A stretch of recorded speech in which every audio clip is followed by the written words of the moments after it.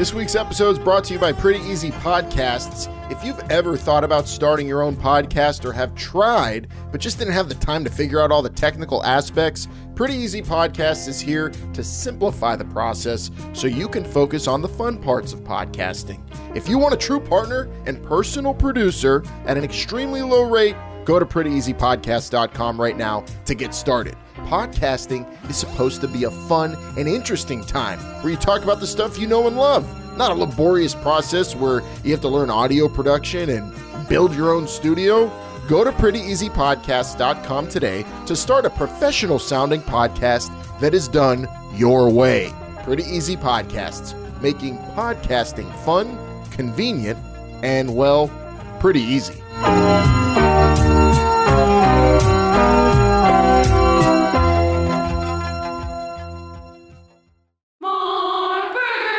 This is the future. This is not the past. The new XFL will kick off in 2020. If you smell what the XFL is cooking.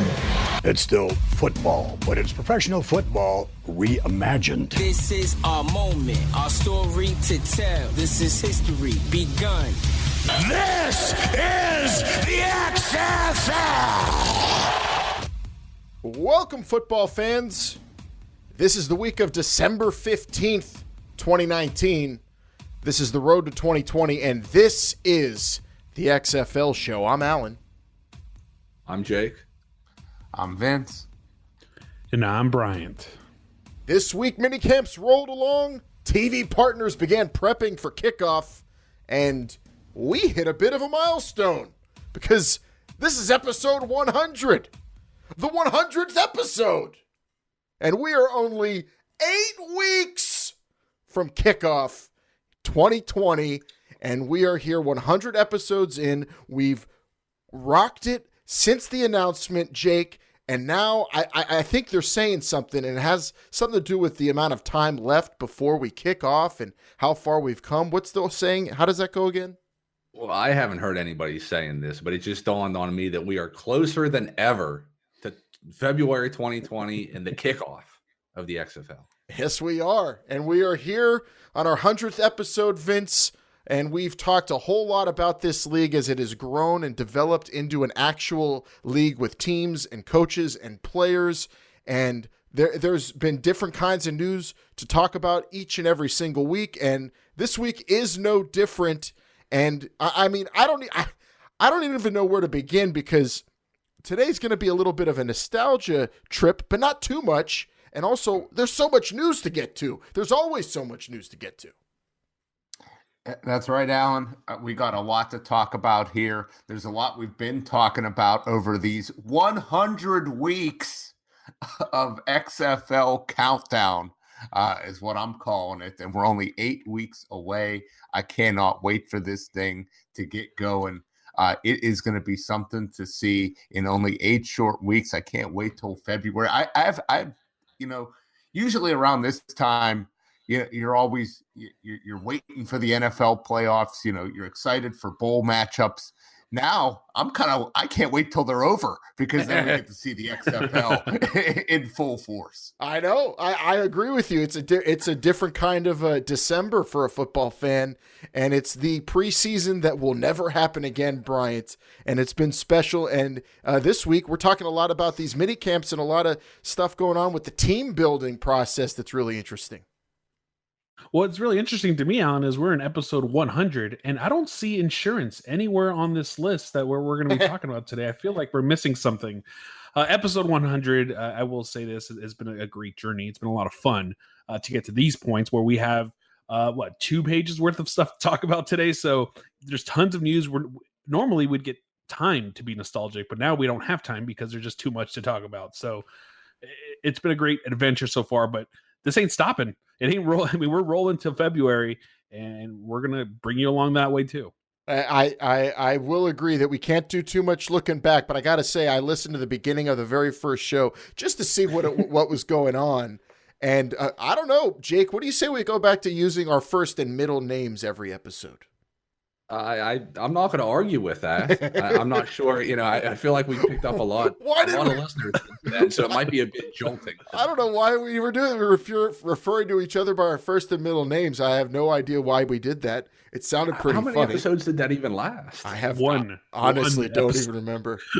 That's what in the show business we like to call that a pilot episode. Yes. And it's back there in the archive if you want to listen to it. It's right here on the feed if you want to listen to that first episode.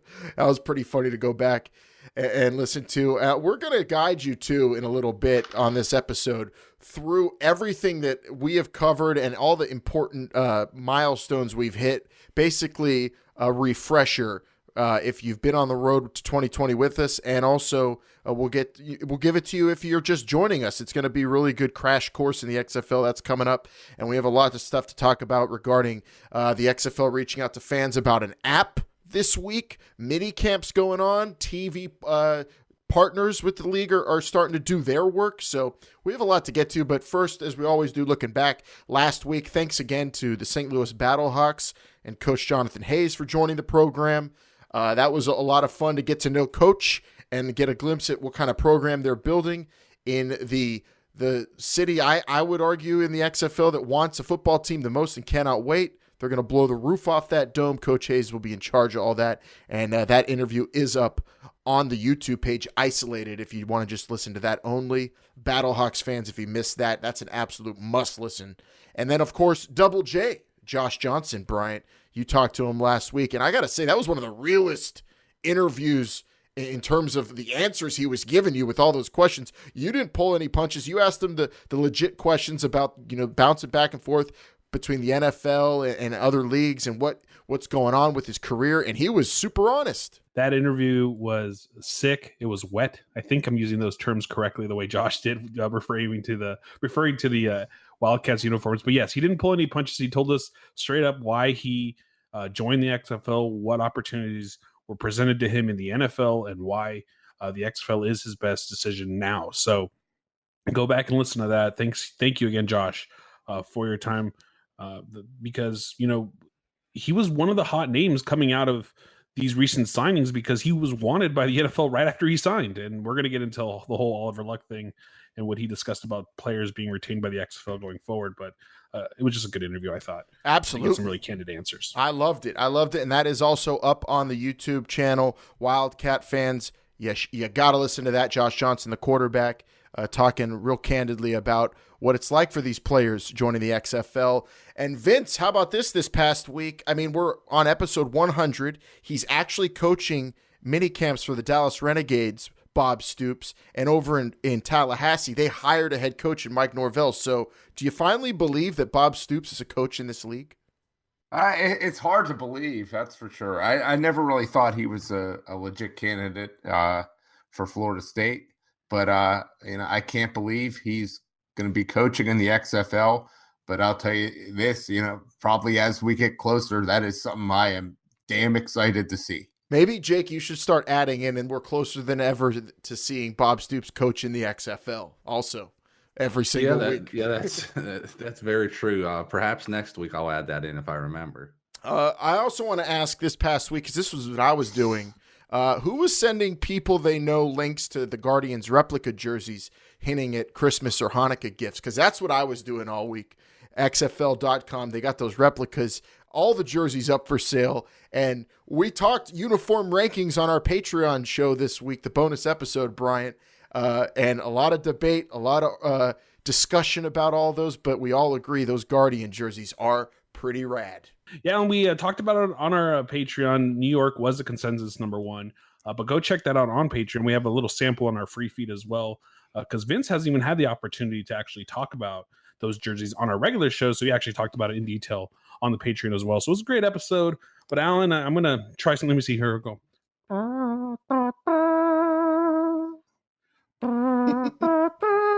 You play taps. The reason I'm doing that is because I noticed, taps. I noticed that the Wildcats face masks are not orange during mini camps. Oh, well, they could be just like a practice helmet thing. Yeah, let's not read too much into that. Yeah, I wouldn't. I'm just a little sad. I mean, this is minicamp. I mean, you see in OTAs and stuff in the NFL, right, Vince? You got the Steelers wear like red jerseys or something, or at least all the quarterbacks do. I mean, that's nothing to worry about, Bryant. Yeah. I think you're just looking for an excuse to play taps. That's pretty good. He's just trying to show off for us a little bit, I think. Okay, maybe now I am. It's okay though. I'm over it because I'm about to get into this next thing, Alan. So hurry up. Yeah, in the ongoing battle of Bryant versus all of Twitter, a new challenger has come to pass here, and a real doozy on Twitter stepped up to you, Bryant, for things you said about the St. Louis Battlehawks helmet. Yeah, a real doozy on Twitter. I think I've had conversations with this man in the past, but his tweet was one of the best helmets in football. Mind-boggling how. And I'm Bryant. Ripped these on the XFL show. I know the Battlehawks and the Wildcats rivalry is real, but I dig the LA uniforms, which was a tough job considering the orange and red combo. I want to put this out there. First of all, I wasn't the only one who bashed the helmets on our show. Jake and Vince agreed with me that there was a bad use of space there. I'm just going to put that out there, so don't just call me out. Well, but the second thing I want to bring you were the most vocal about it. Okay, but the second thing is I didn't say that just because the Wildcats are a better team than the Battlehawks. I mean, we all know that, and I get it, and that's just the truth of the matter. But I did this because I'm an honest reporter, and I gave my honest opinion about what I thought was good and what I thought was not. That's all I'm saying. Oh my, as the person who loves the helmet and didn't say something ridiculous like that, I don't know how much I could buy into. It's a great helmet. Don't get me wrong. Said. I just didn't. I think it was my least favorite helmet, and for specific reasons. I didn't just say that the Battlehawks helmet. I didn't like it. I gave my reasons. Brian, where did you buy that shovel at that you're digging that hole? Right.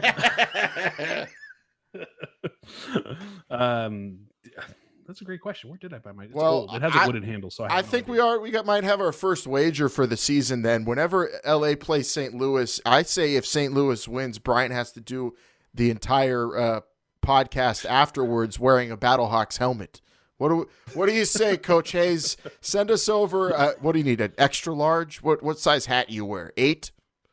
Send us an extra 8.5 somewhere there. Extra large helmet for Bryant to wear if the Battlehawks beat the Wildcats in the middle of the season in that big game there in St. Louis. There you go. There plenty of those prop bets and stipulations coming throughout the season. Vince, there's going to be a lot of stuff like that we're going to have to be doing. Probably one a week. Yeah. We're going to be talking a lot of gambling. Yes. Coming up in as we get closer to kickoff. Yeah, like maybe week 1, maybe Jake and I will make a wager that if I win, Jake has to go to the casino and make a real life wager. Only if there's with his own money. The casino. We'll see. We'll see what kind of props we could come up with, but I like that Battlehawks one for sure, Bryant. I just want to see you in the helmet. Helmet's awesome, by the way. I'll keep saying that. At XFL Show on Twitter, Instagram, and Facebook if you want to follow us. And, of course, you could call in the XFL fan line anytime at 724-565-4XFL. We appreciate any feedback you give us there or, of course, on social media. We love going at it with fans. Now, normally on a normal non-episode 100 edition of this podcast, we would go right into, on the format, the cover 2. But, Jake, I know you like to keep order here, and whenever you hit a milestone like episode 100, you kind of got to, in order to keep order, you got to pack in all the pertinent information, all the key elements that have brought you to this point and re-examine them, rehash them just so that everybody's, grounded and calibrated, as it were, as we move forward and closer to kickoff 2020. Am I right? That makes sense? Yeah, you're right. I'm not necessarily a big fan of rehashing just for rehash sake. No, this is important rehashing. Oh, yeah, it definitely is. Yeah, if you can put a package together, like what I believe you're going to unveil, then yeah, it's a good thing. So what we have to do then is, before we dive into the traditional episode format, it is episode 100, so we want to take the time to put everything we've gone through together in perspective. We also wanted to make it easier for anyone who may be joining us for the first time on the road to 2020. So to catch you all up or just look back on how far we've come since January 2018's announcement that the XFL was returning, here are the highlights and the key things to know about the league. This is the XFL so far. The new XFL will kick off in 2020. Quite frankly, we're going to give the game of football back to fans. Establishing a very exciting, innovative form of football that, quite frankly, you've never seen before. It's the quality of the play. But most importantly, we're going to be listening to fans. This is maximum action. Let's go. More ball. We will create a quality game that's crisp, fast-paced, and can be played in under 3 hours. Good, crisp football. We intend to start conservatively with 8 teams. Our 8 inaugural host cities for the XFL in February of 2020. The New York Guardians on duty, February 2020. The head coach and general manager of your XFL team in New York City, Kevin Gilbride. The entire group of people that I've met at the XFL have really been very, very impressive with their professionalism, with their commitment, with their enthusiasm. You can't help but come away confident that the efficiency of this league is going to give us a chance to be maybe successful where some other leagues in the past have not been. The Dallas Renegades, raising hell. I am honored and proud to name Bob Stoops, the XFL's first head coach and general manager here in Dallas. I really believe the quality of players will attract will be you'll enjoy watching them compete. The Seattle Dragons, breathing fire.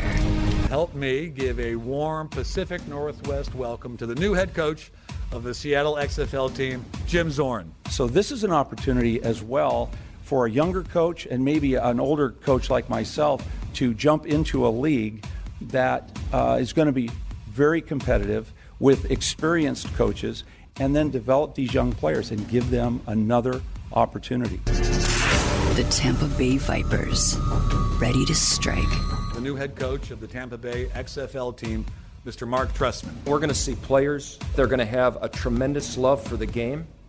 Their talent will still be at the level that allows them to play entertaining and exciting football, and they'll have great work ethic. I truly foresee that. The LA Wildcats, unleashed. It is with great pride that I introduce the head coach and general manager of your XFL team in Los Angeles, a former Raider. Please join me in welcoming Winston Moss. LA stands for excellence. What Norm Child and what Pep Johnson is going to put together in collaboration with myself, we got some good going. The DC Defenders, taking their stand. The new head coach and general manager of the XFL franchise in Washington, D.C., Pep Hamilton. I share the vision of Vince McMahon and Oliver in reimagining football, and there is no doubt that their leadership will allow the XFL to have sustained success. The St. Louis Battlehawks, cleared to engage. The head coach of the St. Louis franchise in the XFL, Mr. Jonathan Hayes. The one thing I hope and I can put on the city of St. Louis and make sure that they understand, and we want your support. We want you to be the loudest 12th man when we come out in that stadium. We want visiting teams to not want to come out of the locker room. The Houston Roughnecks, going to work for you. The XFL's 8th and final head coach and general manager, the man who will lead the Houston team, June Jones. That excites me more than anything else is finding the Ricky Sanders, finding the players that are overlooked, that can execute and play in the offense that I have. And that's really a fun deal for me to be full circle right back here in this town. The future is near. More access, more everyone, more everything here. Our approach to presenting games will be multi-platform, which will allow us to engage fans and customize the viewing experience in ways that were never imaginable just a few years ago. Two partners, Fox and ABC, ESPN, will be in charge of production, and they do a pretty darn good job of producing football games. I'm not, unbelievably great platform for us. There's a lot of guys in the draft pool. I mean, Yeah, there's over 1,000 in the draft pool. That's a lot of talent to look at into grade. This popped up, and I just want to go out there and, like I said, I want to compete, I want to play, I want to win, and I think this is a great opportunity for me to do that. This is fans above all. You have tickets in every market except for New York starting at $20, and New York they start at $25. You ready for the XFL? I'm ready for the XFL. I'm all in on it. February 2020 can't come soon enough. This is the XFL. Alan, that was all great and all, but when's the rule book coming out? Saw that coming. That was something, Alan. It's almost like you were auditioning for a job there with that. Yeah, you would think so. Plus, I want everybody proud and passionate. I'm proud, I'm powerful, and I'm excited for 2020. But most importantly, I was just focused on making sure we hit all the important points there, Jake, because you want anybody who's jumping on this bandwagon to understand everything that they need to know, where teams are, where you can watch this game, how inexpensive tickets are, all the important points. You do. Even if you want to go back into the archives of This Is the XFL show and tell us how wrong we were whenever we were trying to predict cities, team names. We were wrong. Which you can do a lot of. Go ahead and do it. Tell us how wrong we were about where do we want to put a team in Ohio? Was it Columbus? Columbus.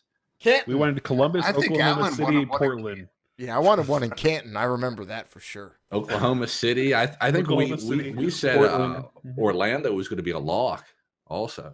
Yeah, but that's how it's panned out so far, and that is the XFL so far. Yeah, in a nutshell, essentially, there in a little audio montage for you there. So, if you want, we're gonna probably put that up also on our YouTube channel, and we'll see. You could send that out to people if they ever ask you, "What's the XFL all about?"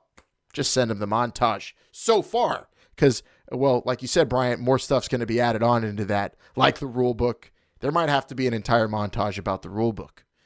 This is 25-second play clocks. This is 3-tiered extra points. This is... Can Jake give us a sample in his English accent? Yeah. Or, yes. I forgot. That's what we're going to be doing. Our English accent reading. I don't remember that. What? That's how I have to read it. So we're going to make him rap it, and we're going to make him rap it in an English accent. Oh, my. Two things I have little knowledge on. And I don't know. I can go back into the archives and listen to you rap. I feel like. If not on this not on this program, at least. Well, there you have it. That's a little in case you missed it, a catch-up, a refresher, a crash course, whatever you want to call it. This is the XFL so far as we are approaching 2020 super fast. We are 8 weeks away from kickoff. Hey, football freaks, it's Alan. I just want to take this time to give a special shout out to our gentle patrons who contribute to our Patreon page so generously, making it possible for us to do this show and a bunch of bonus content each and every single week, having fun, talking football. If you want maximum XFL coverage, I really encourage you to check out our Patreon page. It's patreon.com/thisisthexfl show. There are multiple different tiers to choose from. You get all sorts of different content based on the tier you subscribe to, and that includes bonus shows, mini-sodes, rankings episodes, early access to the regular show, and a whole lot more. Go to patreon.com/thisisthexfl show to check it out. If you feel like contributing, we welcome it. We love you for it. If not, thanks for listening to the show. Make sure you subscribe on your favorite podcast app so you never miss an episode of This Is the XFL Show. And we are now back to normal on the show because it's time to get into the traditional format that we've come to know and love over 100 episodes. So let's get into this week's Cover 2. Going for 2. Go for 2 and the lead.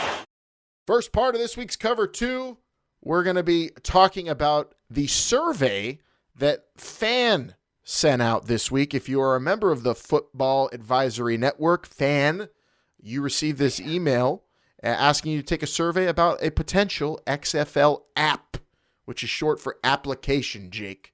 And a lot of interesting questions asked here about what you would want out of an XFL app for your mobile device. I took the survey, and I answered candidly and honestly about what I want to see in the app, and that's what we're going to get into here is kind of give our answers to what some of those questions were, because a lot of them were just rating what you think's most important in an XFL app, when you would use those important things in the XFL app, like stats, fantasy, tickets, video, podcasts, betting, live streams.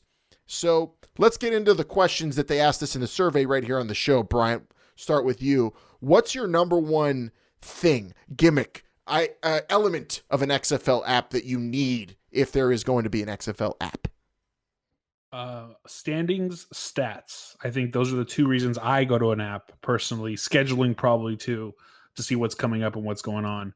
I wouldn't say any, and if I flip that question and say what I don't go there for, what I don't go to sports apps for, I would say news, videos, and that's probably player profiles.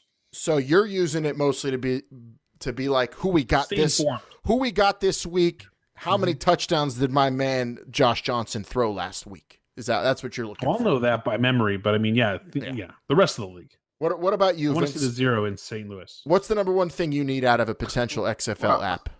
Well, certainly, there's a lot of apps out there, and they're all gonna, update you on scores. They're gonna update you on stats, but we all know this is football reborn.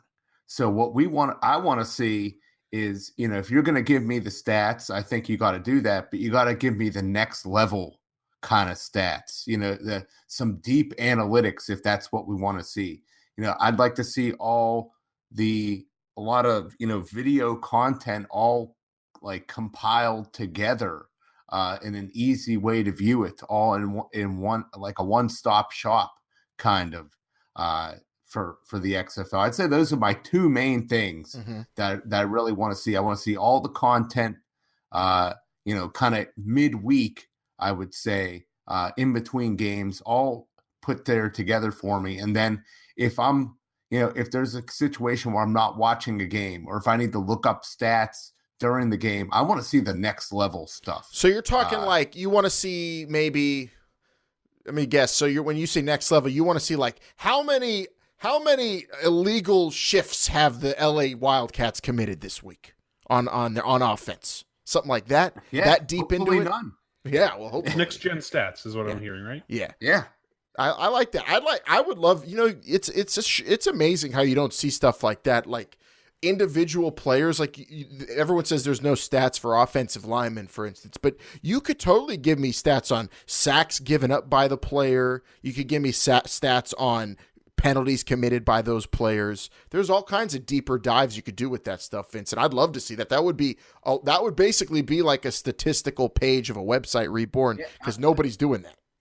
I mean, yeah, you talk about, people watch how we watch the game nowadays. I mean, there's a lot of people that just watch it, but then there's a lot of people who are, they're watching the game, but they only got one eye on the screen. I mean, they got one eye on Twitter. They got one eye on their fantasy teams. They got one eye on live in-game betting. They got, one eye on all the statistics.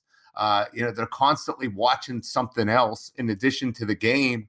And I feel like if you're presenting a lot of data, a lot of information, I think that's a good way to interact with the game.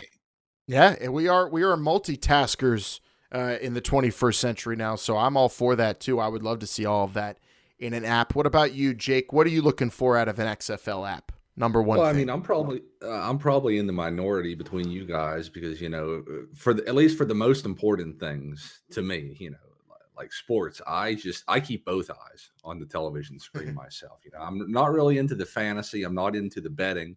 So I would like to, what I'd like to see, and perhaps I doubt they'll do this on TV. So that's why I'd like to see it on the app, or maybe just, short blurbs on SportsCenter. But I would like to see, post-game interviews, especially with the coaches press conferences. That's what I think I'd like to go there and see after the game is over. Yeah, this is really the way the league can give access the way it's been talking about. I think in the best platform to do it, it would be an XFL app, because like you said, Jake, right after a game, if you want to, you could take live streams right into a team's locker room or to the press conference. So as soon as the game's over, as a fan, you could go look at all the reactions right there from the ground zero of what just happened in the game. That would be great access. And I'd be all for that. I actually put that in the fan survey on some of the write it out portions. I put stuff like that. I'm going to jump in here just a little bit. For UFC Ultimate Fighting Championship, for all their pay-per-views, if you hop onto their app, immediately after, you can watch the whole post-event press conference, and it's great. So I'm with you, Jake. I think that's an excellent idea, something that I think has been effective in some other sports. And I'd love to see it at the XFL. Yeah, for example, we don't know how this is going to go. At NBC, at least on the Sunday night games, they kind of wrap it up. They show, highlights around the league and from different locker rooms. But I'd like to see the full. And I'm sure Bryant, would like to hear, Coach Moss have his own show. The world what he's going to be saying at the end of the game. And we don't need all coaches to be as vocal as him, but I think we should be able to get more into the personalities of the coaches. I guess Access. I mean, that's kind of also what we're looking for, right? Is just access that we don't get, normally through other apps or through other major sports leagues. I think that's key. I think that kind of goes with what you're saying, Jake, in that if we get to see Coach Moss, be himself, which we kind of have, and I have this past week. It's just great entertainment. It's great, clarity to what's going on behind the scenes. So I think something like that too would be nice to have. Again, I don't find myself going to sports apps too much personally. Would I if something was different? Possibly, if I could listen to maybe even what we're doing now, podcasts, things like that the league recommends, or highlight videos. Because I think a lot of times too, you struggle to find highlights of games that are out of market. Now the XFL's games aren't going to be out of market, but it'd be nice, for me being a Dodger fan, and I don't have the Dodger network here in LA, which most, like 80% of LA doesn't have.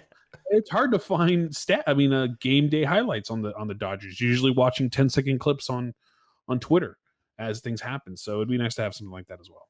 Yeah, I'm an avid user of apps, especially as a second screen, the way Vince said. I mean, if I'm even at a live game, I'll often have the usually ESPN, or maybe sometimes I'll dabble with CBS's app for the live, game, the page that's following each game, so I could see what, the live stats there right in my hand. And I love that. But I think my number one thing I put on this survey was fantasy, because it, more than anything, while everyone loves to check all that stuff, honestly, checking stats, checking standings, the basics we're talking, not next gen or people who want to dive deep into this stuff. But that stuff's going to be covered by the networks that have their apps, CBS, Fox, ESPN, and other sports apps that cover all leagues. So for the leagues app, I think it has to be super interactive to stand out. So when Jake says access, that was near the top of my list. Selfishly, I want to see a lot of podcasts, hopefully, all over this app, and a lot of live video streams of coaches' shows and press conferences and interviews in the locker room, or what have you, or at practice. I love all that stuff, but the way you get fans to interact with the app the most is fantasy, because, Vince, during an NFL season, I have to believe the app you're using the most is the fantasy app, whatever platform you're playing on. And that's the way not only you're keeping track of the league, but also you're interacting with the league at the same time. And doing both of those is how you get people totally engrossed in what you're selling. And that's hopefully good, crisp football with the fantasy football aspect. Yeah, I'm not going to say I fall into that category, but I know a lot of people that do, that are just constantly checking their, whether it's Yahoo or ESPN or DraftKings or FanDuel. People are on that stuff constantly during the games, more than actually watching the game, as strange as that may be. I'll dabble in, I like to watch I use the CBS app myself, looking at scores, or ESPN sometimes. looking at scores and looking at the player stats, if I have to look up that kind of stuff during the game, it's a good way to check out like what's happening around the league. Yep. But that fantasy stuff, people are all over it. And so I think having the best fantasy app for the XFL, I think, is very important. Or at least in terms of information. Now, say DraftKings is going to have a XFL fantasy playable on their platform, and say some other third party's doing a fantasy game of your league better than you maybe want to put in terms of effort and time and resources into it. Maybe the league doesn't want to focus on that, but you can focus on information resource for fantasy for your league. So maybe people play elsewhere, but they go to your app for all the information regarding fantasy XFL. I like what you said there, Alan, because, DraftKings, they're an expert in daily fantasy football. Yahoo and ESPN have been doing tons of fantasy football. Nowadays, DraftKings, FanDuel, in terms of online betting, they are, becoming major players in certain markets that don't have a lot of casinos. So, you're not going to be better, at least not right now, right off the bat. You're not going to be better than those people, but you can offer something that's an excellent complement to that. And that's presenting tons of information to help people play along in those different arenas. Like you said, Alan, maybe there's maybe you have experts, giving advice or things of that sort, giving away picks or whatever it may be. Getting involved that way, I think, is an excellent interactive idea. For sure. And I mean, we went into the fantasy and the access parts of this, but then there's all the other stuff in terms of like live streams. We could have gone even further into next gen stats. I mean, the survey was it cast a wide net in terms of what it was asking you. What do you want to see on this thing, Bryant? A lot of it also was talking about in stadium access in terms of getting tickets and to your phone, or getting food sent to your seat, or getting merchandise in the stadium waiting for you there when you go to pick it up. I mean, there's all kinds of things that they're suggesting fans might want to see with this app. But if you're kind of, grading it or putting it in terms of levels of importance, I think the content of the app is most important over stuff like that. At least for me, you said stats and standings. We said fantasy, and we said all that kind of stuff. And I think that all adds up into just make this something that kind of is going to entertain me rather than more of a functional thing in terms of helping me watch the games in the stadium. Well, you're saying give me an app that's going to entertain me? Yeah, instead of, I mean, a lot of the questions were, do you want to use this app to get to the game and use it as kind of it maps to the stadiums? Like, these are all kind of things you do on other apps, really. This XFL app needs to have XFL content on it, is what I think, and entertainment value. Entertainment's just a weird word to use. The only reason I say it is just because it seems as though you want the flashy, like, hey, let's do all these things on an app. I'm not feeling like entertainment. I just want to be informed. I want to be kept in the loop, is what I would say. You're right. A lot of the other things that they were talking about, tickets and it doesn't have to be Google Maps. It doesn't have to be Ticketmaster. It doesn't have to be social media. Those things are available outside of the app. I want to go to the XFL app to stay informed, to stay in the loop, to know what's going on. Although there was a really cool question that they asked if you wanted like team selfie filters or something like that. That would be pretty cool. I'd like that. Or add it to the Snapchat filter. We'll see. Or maybe I should have said infotainment then, Brian. That would make more sense because you want information that keeps your attention. So there you go. We'll mix in words. It's the 21st century. That's what we do. And we get on apps. So we'll see what kind of advice the XFL takes from that fan survey. I highly recommend people to join the Football Advisory Network if you're interested in football and reimagining the game and the XFL and helping out when it comes to them developing things like apps. I mean, you have a say, and it's right there on Fan. And take that survey. It takes like 5 minutes. It was pretty cool. Second part of the cover 2, TV partners are prepping. Preseason preparations, Jake, have begun for ESPN and Fox. I don't know if you saw the Tom Luganbill tweet, but he showed that booklet, and I got to get my hands on that, Jake. That looked not only chock full of information, but really nicely done, very neat, very orderly, easy to follow. Crisp. Yeah, crisp. Jake, did you see the booklet that they tweeted out? Yeah, I'm still jealous now, but I was very jealous as soon as I saw that picture because I thought that the rule book was laying on the table, and that's it said rules primer though in it. Did you see the table of contents? You're right.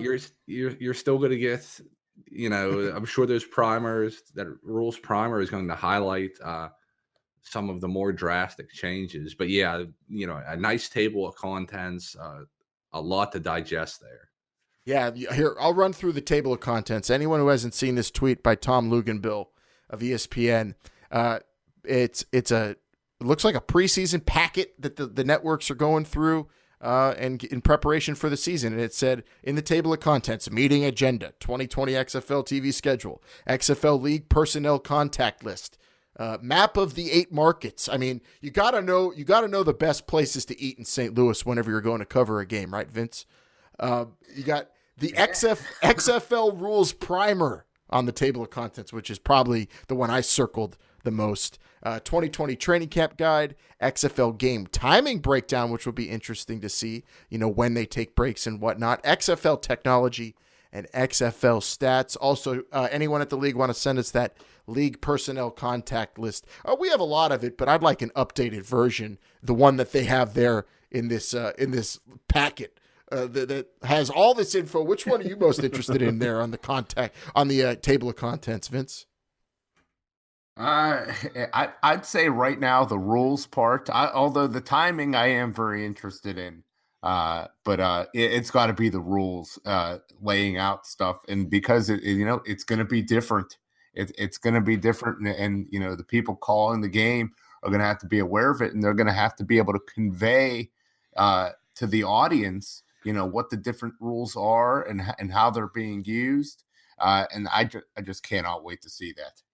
Yeah, it's exciting to see that the people that are going to be presenting the league to us on television are finally diving into it. Apparently the way we've been diving into it for 100 episodes, Brian, because this really was the week where the TV partners seem to at least publicly start acknowledging that they're going all in on covering the XFL. Alan, do you think Marvin Lewis sat in one of these meetings with the AAF before kickoff last year? Yeah, or Maurice Jones-Drew, highly doubtful. It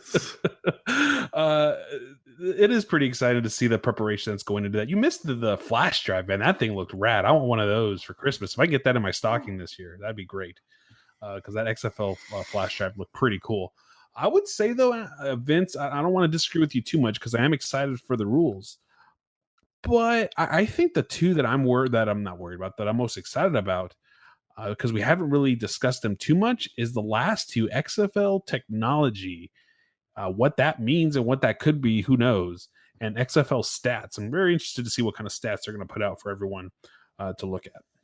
Yeah, how that gets presented. You're right; those are really interesting. I really can't wait to see how the league presents statistics for sure. I'm not even a stats nerd, but as a fantasy player, and as Vince brought up, next gen stats and how deep you could get into it, and I feel like as football fans, NFL broadcasts don't give us enough when it comes to the numbers behind games the way that they could.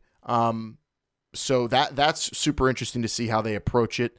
We already know the teams in terms of the broadcast partners, the people that are going to be covering these games, the broadcasters themselves. And now it's Jake, you have to respect this more than anybody. Look at the job they're doing in terms of really doing their homework before the season. 2 months out. That's plenty of time to be thoroughly prepared as broadcasters, isn't it?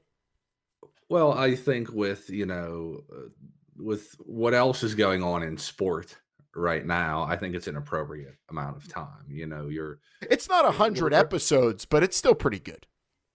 Yeah, but these are highly trained professionals in their field, so naturally it should not take them as long to pick up on this stuff as the layman. So there you have it. The XFL's TV partners are on board. if any of them are listening and want to catch up on everything they need to know, we played a little montage earlier in the show that they could check out too. That might help them with all that homework that they have in front of them. Although I think I could do some stuff with the map of the 8 markets, Vince. I don't think I'm thoroughly, I'm not wised up onto all 8 markets in terms of, the regions and what you got to know about each market. I know a little bit, but not enough. Like, what kind of map is this? Like, does it show? Is it like a contour map? Does it show? Like elevation above sea level. Like, is that the kind of stuff we're getting in there? Vince, you think you turn to the page and it's like a pop-up map and it just shows you like, oh, look, it's a city, and then you move over, you move to the next city. It's like LA, you see downtown LA and stuff like that. Could be. Wouldn't you want to know where like the nearest Whataburger is to the stadium? Yeah, I was gonna say, the nearest In-N-Out. If it's a map in LA, if it's my map of the 8 markets, it's like it's LA and it's like it's circling. Where to get get the best barbecue in St. Louis. Yeah, it's circling. Yeah, Pink's hot dogs, and then you're gonna be circling Burns in Tampa, Burns Steakhouse, and that's what you. Or don't go to Roscoe's after this time of day. Oh no, go to Roscoe's any time of day. Anytime, baby. Yeah, but it gets real busy certain times. I've been there. That's very true. That's true. It does. It is very good. All right. Well, there you go. I'm happy to see the TV partners are, going all in on covering the XFL, and hopefully we'll start seeing that on our televisions pretty soon. Some extras here on our cover too, real quick. We had an interesting question asked on Twitter at XFL Show. That's us. And at Ponderosa82 asked us, Bryant. I think it's pronounced Ponderosa. Yeah, but it's his name. I think it's his name is Ross, and it's a play on words, Vince. That's what I think it is. Ponderosa. Really? 82. That's what I'm guessing he's going for. You never know with a Twitter Jake, handle. what do you think about Ponderosas? Save that for sounds like put a pin in that for Patreon. Save that for Patreon. There you go. Or save that for taking a time machine and when we were doing shows where there was nothing to talk about.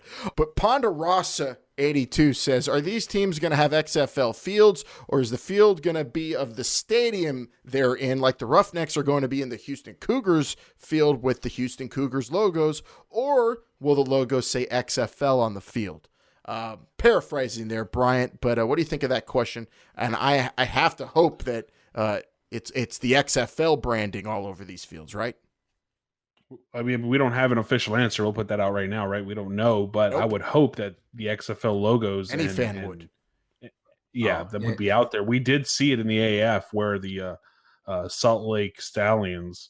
Stallions. The Salt Lake. I can't remember what their names were. The Salt Lake Stallions had to play on Utah's field and it was all red, even though the team was blue. So it just looked weird. It didn't look official. So hopefully the XFL is able to put their own logos, something out there that represents the XFL and not the stadiums that they're actually playing in. They're doing everything big. They're doing everything the right way. I don't see how they're not going to have XFL branding, specific to that team. It's got to be, because as we all know, Vince McMahon, a master at brands, and he is going to make sure that his brand is all over the place and people know exactly what it is. I'm not concerned about this at all. That's a good question. Sorry, Alan. What's the field turf on all these fields? We got to go back. We got to look at that because if it's grass, obviously the XFL can paint over it. But if it's field turf, you can replace sections of field. The XFL is going to have to fork over the money for that. That's just not something. That's why the Salt Lake team had to just play on it because it costs money. Field turf ain't cheap. Paint is cheap. Also, remember. I don't even know if the AAF could have afforded paint. Yeah. Also, remember, Brian, that the XFL's deal with their stadiums is a lot different than what the AAF had going on, renting those out. So they're probably tied into it, and that's why I think we all expect to see team branding on these fields. And if for any reason, just so that Jake, we can have another bonus show where we rank how cool every field looks. Yeah, I mean, you knew it was going to come to that, and I don't know. That's going to be another debate, and I don't know. That might involve differentiating colors a little bit too much for me. But I'll lean on your assistance there, Brian, and I'll trust you to be honest with me when we assess those. For sure. I just looked it up real quick. The Roughnecks, the Dragons, the Guardians, and the Battlehawks will all be playing on turf. Everybody else is grass. There you go. All right, we'll keep an eye on that, though. Good question, Ponderosa82 on Twitter. Other quick bonus, LA this week. Bryant, you were on a conference call with Coach Moss and the rest of the media there in LA, and you asked the question about Christmas carols. Well, I didn't ask it, but somebody did, because there's a video out there on Twitter at XFL Wildcats where he kind of halted the entire team's sing-along to Mariah Carey's All I Want for Christmas Is You. And then he was asked the question why he did that. So I think we have the clip from that call. I don't remember either growling at or having any disparaging tone towards any Christmas carols or Christmas music.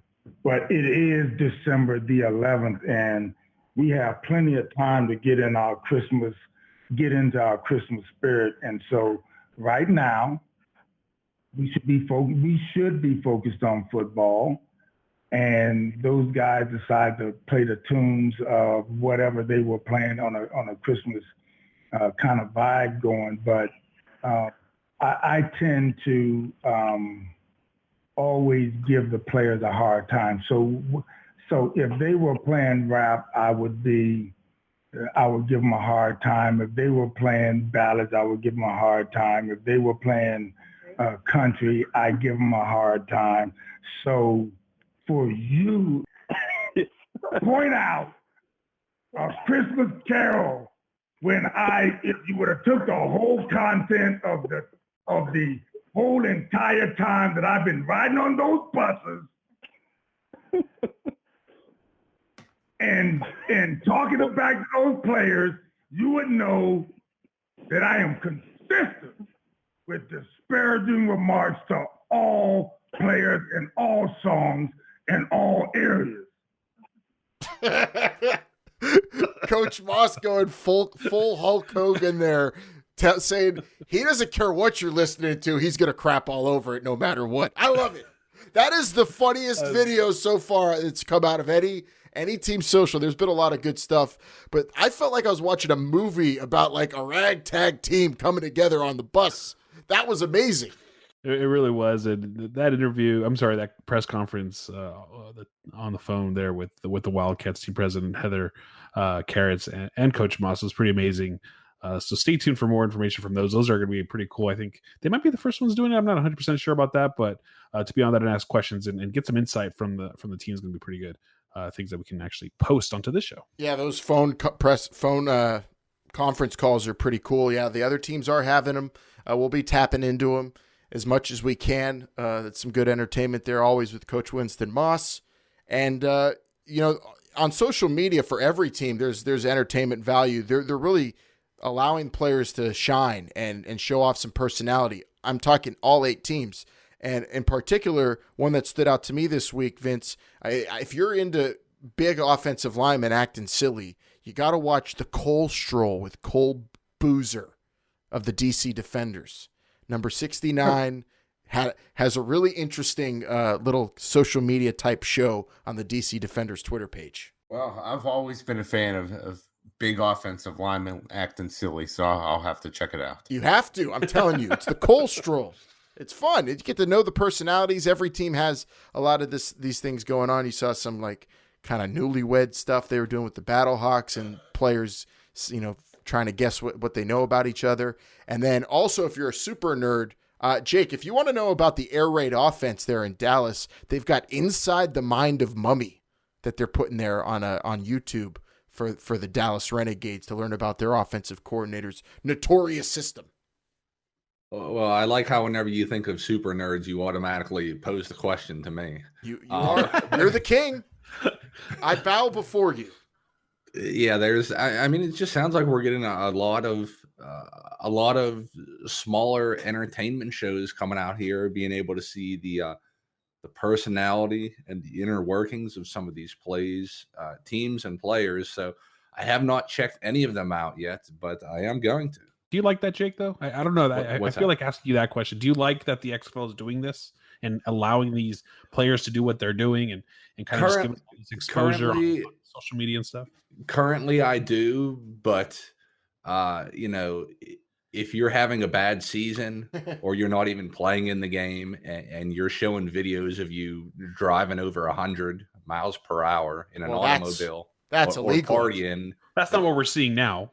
No, but it could, possibly could always go to that. We're watching a 300-pound lineman. I don't mind it. We're only getting to watch a 300-pound lineman take a brisk walk outside. That's far from 100 miles an hour in a fancy sports car.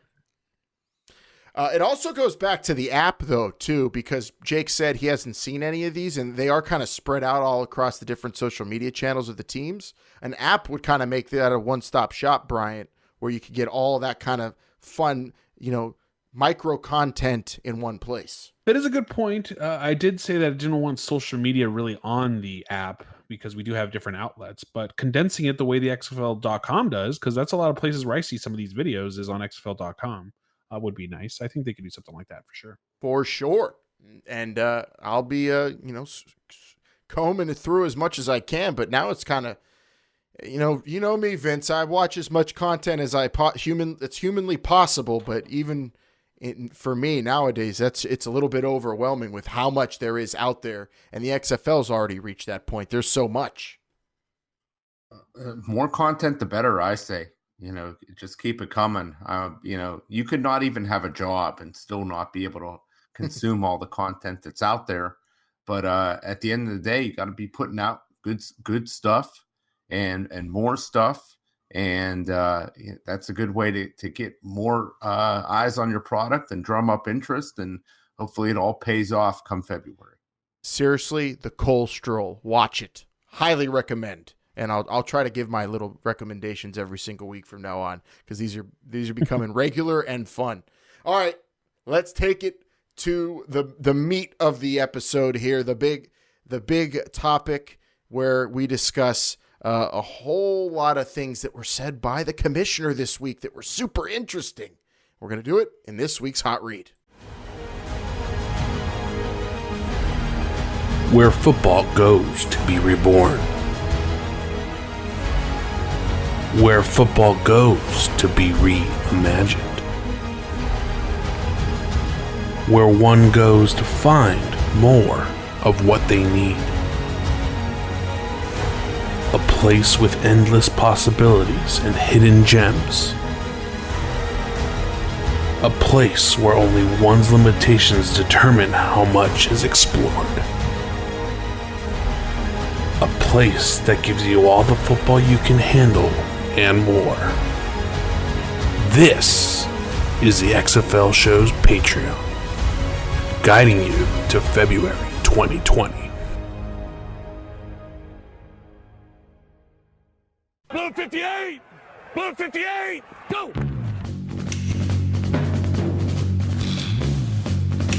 Hey, Ric Flair! Ric Flair! Pepper, Flip, Caliber. Motown, Happy, Jolly, Drop, Buster, Boomer, Tiger! I think he's got a hound too, Rodney, I think. B-19! B-19! Hey, Seattle! Ryan! Orange 83! Omaha!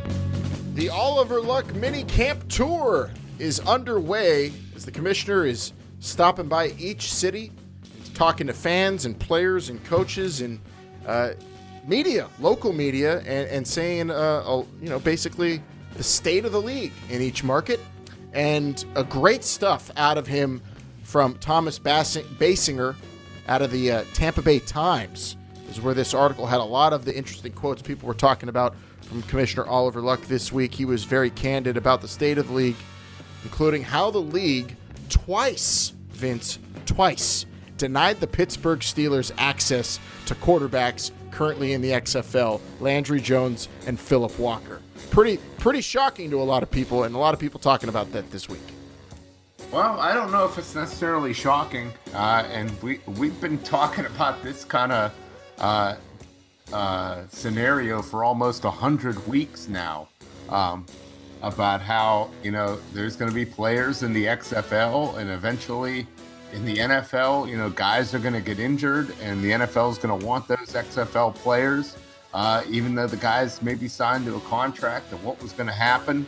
And we got a good answer here that, the guys in the XFL are sticking, especially big time tier 1 quarterback players. That's a huge win for the XFL. But as a Pittsburgher, Vince, Jake, you got to be pretty shocked that someone told the Rooneys no. Yes, but didn't they have every right to? Of course they did. That's the whole point of it. I mean, it's not that,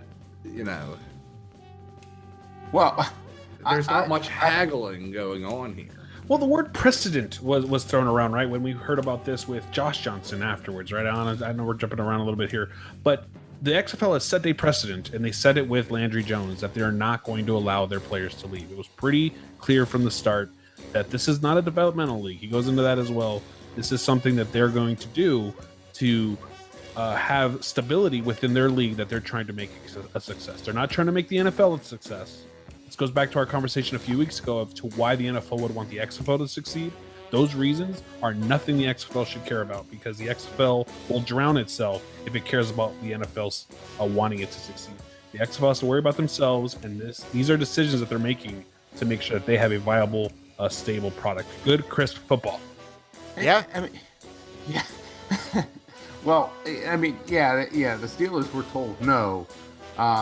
But I don't think they're losing any sleep over it. No. They got the duck. Yeah. And, at the end of the day, I mean, does the NFL does not need these players. That's just the reality of the situation. Well, not currently mid-season, not desperately at least, although with how some quarterbacks went down this year. Detroit, I'm sure they would love to have one of these guys, and they wanted Josh Johnson, but Oliver Luck said, quote, in this Tampa Bay Times article, no, we're keeping him. He's ours. He signed a contract. He's committed to us. He's probably going to be the starting quarterback for the Los Angeles team. Straight up said that in the, I mean, there's no dancing around there, Bryant. That's just saying, nope, this guy signed a contract. He's in our league, maybe at the end of the year, Detroit. And that same thing went, like you said, precedent for the Steelers and the two quarterbacks that they were inquiring about. And that would lead you to maybe ask, hey, well then guys can't jump to the NFL midseason in the XFL, but maybe they know that they are going to go after the season. Are you worried about them sandbagging potentially, not putting in the effort, maybe not being physical the way they should be potentially? But Oliver Luck basically said he's not worried about it. He's, quote, I'm not losing nothing, not something I lose any sleep over. So, I mean, no worries there. Vince, I feel like you would ask that question. Are you worried about players sandbagging? Commissioner says no. What about you? Do you still worry about it? No, I'm not concerned about it. It's hopefully that is not an issue. In a competitive football league, it shouldn't be. Can I elaborate on that a little bit? First of all, the only thing missing from Oliver Luck's statements in any of this is an et cetera, et cetera, et cetera at the end of all this, because he's so emphatic with his statements. I love it.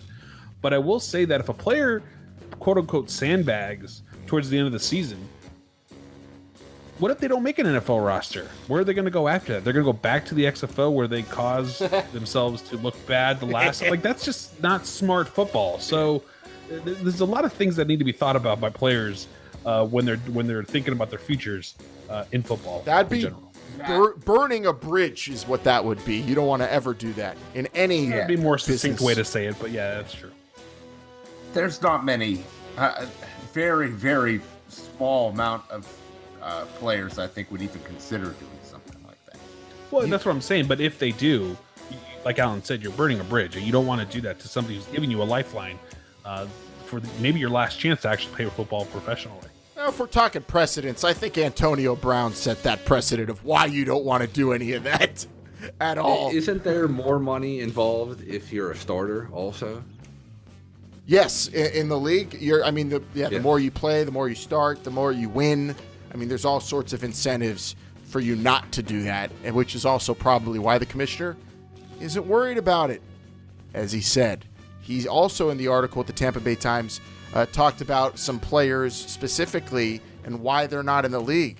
John Football, Trent Richardson. I was shocked at this. This is very blunt verbiage.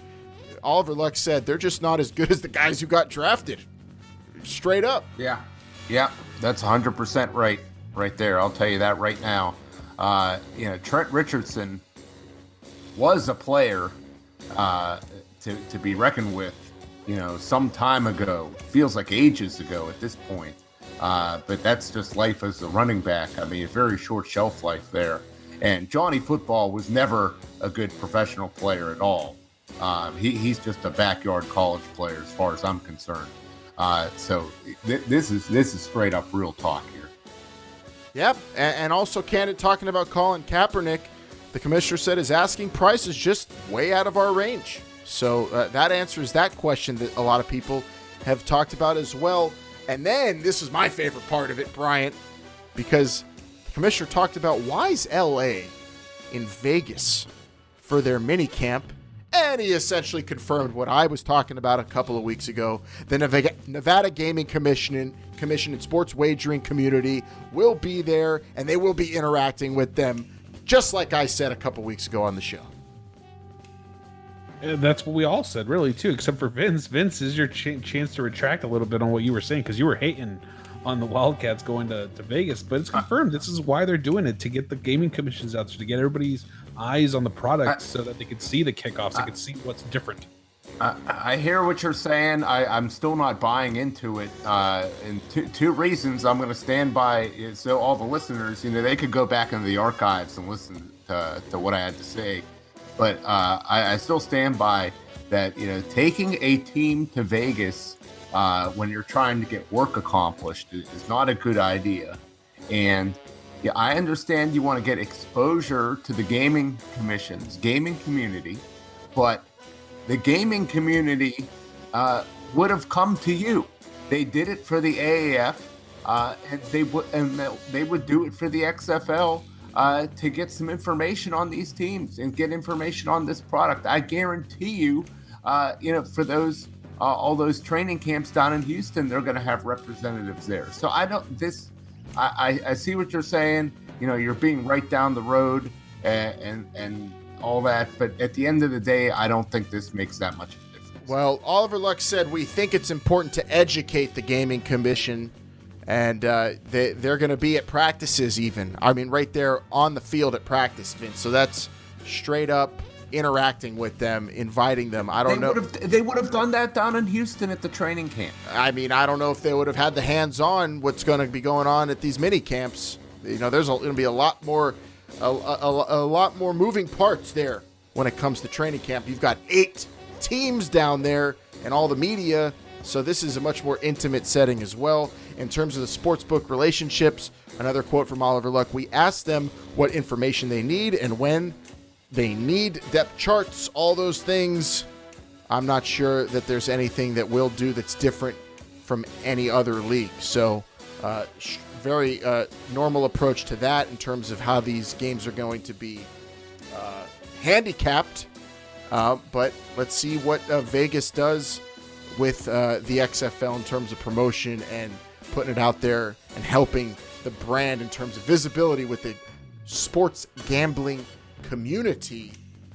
Let's go to the next portion of this article, though, where the commissioner talking about the state of the league basically confirmed that the paranoia has already set in, Jake, that coaches, you talked about it, social media mid-season is a little touchy, a little iffy, and some coaches are already saying, don't take pictures of this, don't take pictures of that, get those cameras out of here. And Oliver Luck basically said that's how everybody's starting to think about winning and not letting their playbooks get leaked or anything. Yeah, I mean, we all want access, like we were talking about earlier in the app, but certainly, we don't want access to the degree where it's detrimental to the product. I don't want to be. I really don't want a camera in there at halftime. I don't want to know too much. And yeah, you got to have secrets because, again, none of these guys are playing solely for fun. The world revolves around one thing. and it's not participation trophies, it's money. And you have to be thinking about winning, which is all, it all coincides because winning is going to make you money in the XFL as well. So that's well put. The competition confirmed. And this is equal to or a little bit more than what the NFL does, I think, in terms of preparations in the offseason, Bryant, because we're seeing these mini camps go on now for a few weeks, and what the commissioner's doing and what we know is going to go down for a few weeks in Houston, I feel like we're getting a lot of preseason preparation in for the league. Like, we compared to the AAF, but I say we compare to any spring league in history. I don't feel like we've had extensive mini camps for conditioning and philosophizing this way, and then a jumbo-sized training camp the way we're going to have in Houston ever. So seeing it in action really makes you feel like the preparations, at least for the players and coaches, are being given as much attention as the league in general was given with the 2-year preparation time frame. Well, Coach Moss on the conference call basically called it, phase 1 and phase 2 are over, and they're going into the OTAs portion of their mini camps now. So you're right. To us, as a show, we also see the league develop themselves into giving themselves all this time. We've never seen this before. We never saw this with the AAF. I don't even think players reported in 2018 when the league launched in 2019. So to give themselves this much time, we've been talking about it forever. And if you're new to following the league and are excited about it and wondering where they are now compared to other spring leagues, Alan's right. We've never seen this type of preparation.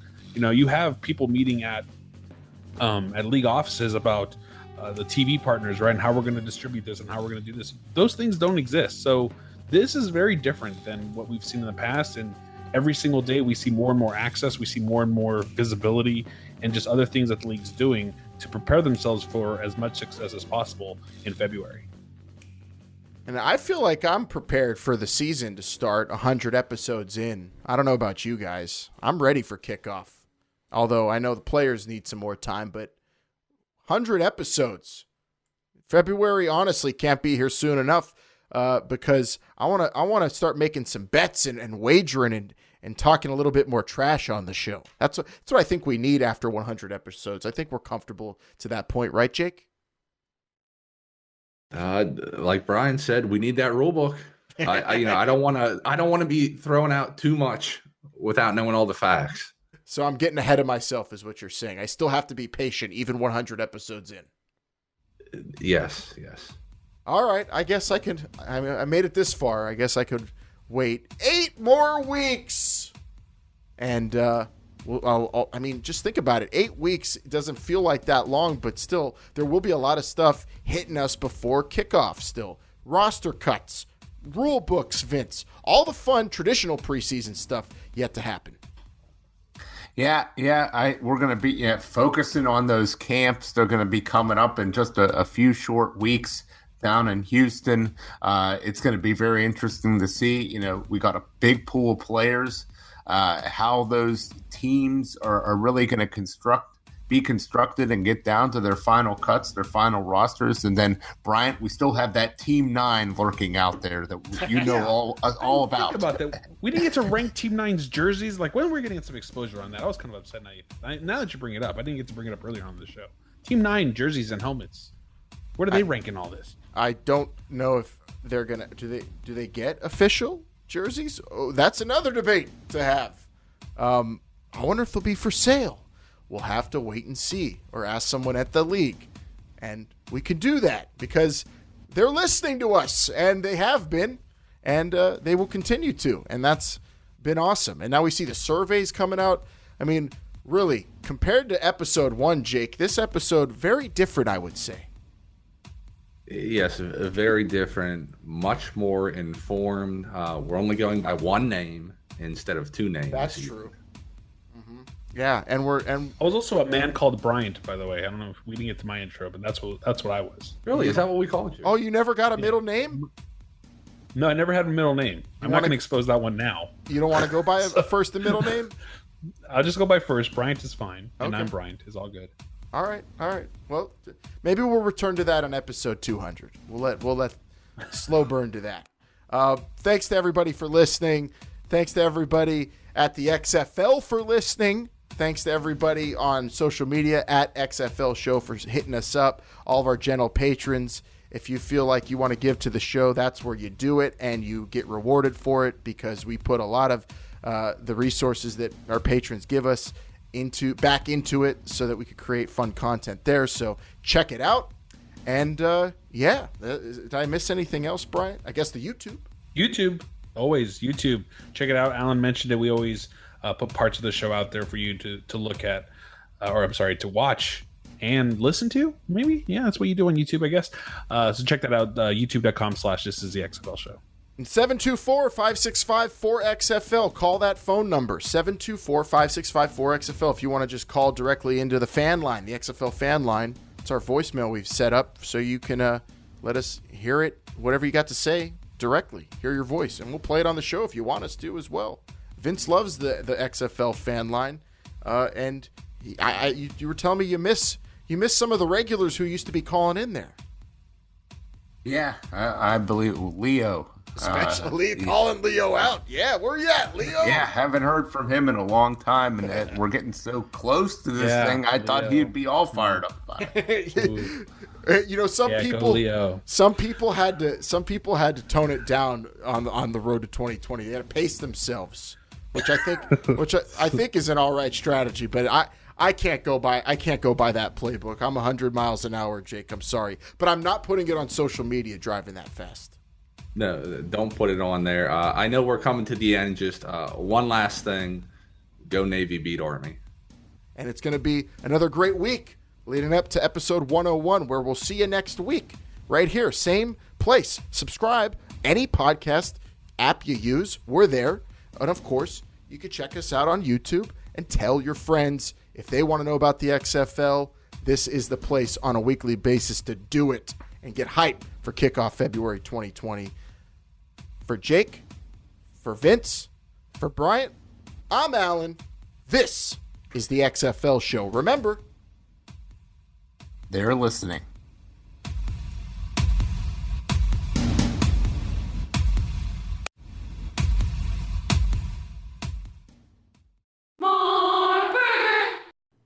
Thanks for watching and listening, XFL fans. Don't forget to tell us what you think in the comments below, or even better, hit that subscribe button to stay up to date with all things XFL. Check out some of our other videos and follow us on Twitter, Instagram, and Facebook at XFL Show. This is the XFL Show is a production of Pretty Easy Podcasts.